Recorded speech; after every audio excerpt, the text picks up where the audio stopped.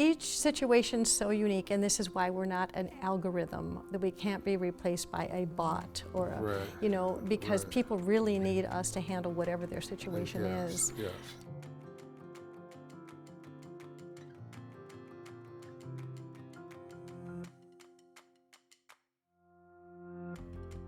I have been licensed since 1986, so this is my 35th year in the business, and I have to say I just love it as much as I ever did from the first day. It's just been amazing, amazing business. I got into real estate because I was, during that time, or during the 2002, there was, I want to say it's a loan crisis, but there was some crisis time, and we had our own challenge with a home we bought.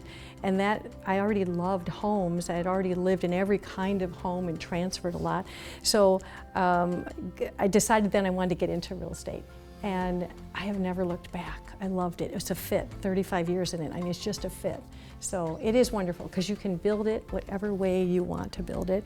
And you can work with whoever you want to work with, Yeah. which is really nice. And you're your own person. However, no punching a clock.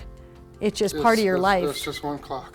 Yeah. It's 1 o'clock. Yeah, yeah, it's just part of your life. Yep. And it's a good thing. Yeah. Yeah. I knew that I had to be my own boss, so to speak. I didn't want to punch anybody's clock. And I love helping people, so this was kind of the perfect fit for me. I was in the corporate world doing marketing, advising, coaching for a long time, almost a decade. The pandemic hit and I decided I want to do something I was a little bit more passionate about, something that impacted the community. And real estate's a great fit. I get to help people find their home. I get to help people, first-time home buyers, kind of get educated, get over that overwhelmed feeling, and I really enjoy it. It wasn't until I completed my bachelor's and master's degree in college. I had been in and out of a few jobs. COVID hit and I wasn't able to land a job with my master's degree. And I really decided that, you know, I'm gonna take a complete career change, you know, kind of take my life into my own hand instead of waiting to see, you know, if I'm gonna survive off of whether somebody else says I can or not. So I kind of went into the real estate and wanted to be my own boss, and you know, so far I'm loving it.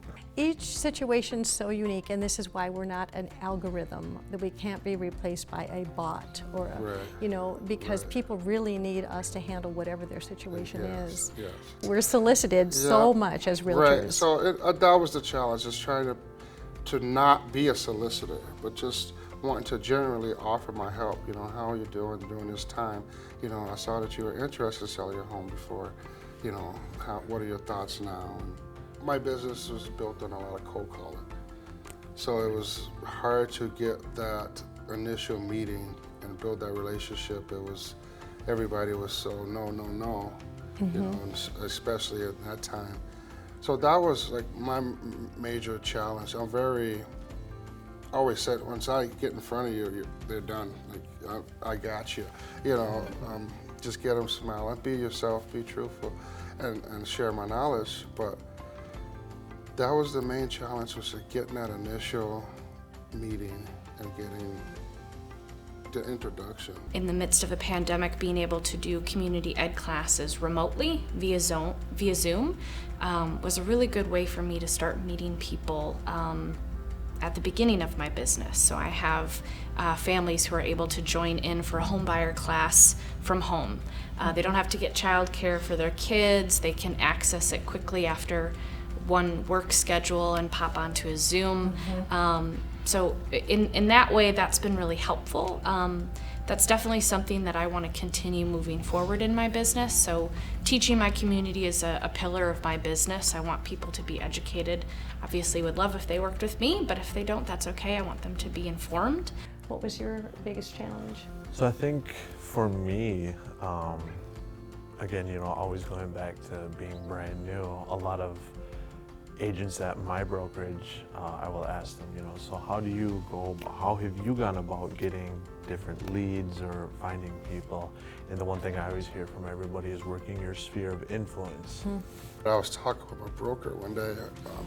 We just went out for lunch, He said, you're out here, you got to bring it back in here. And that goes to the sphere of influence. And it's like, okay, they all know that, you know, what I do. They always ask me, we're always talking about it.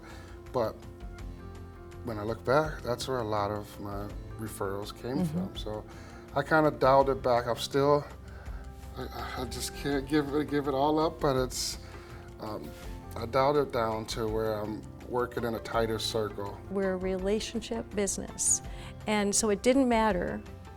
It was the relationship. Yeah. So in the end, build your relationships. Your brokers are right.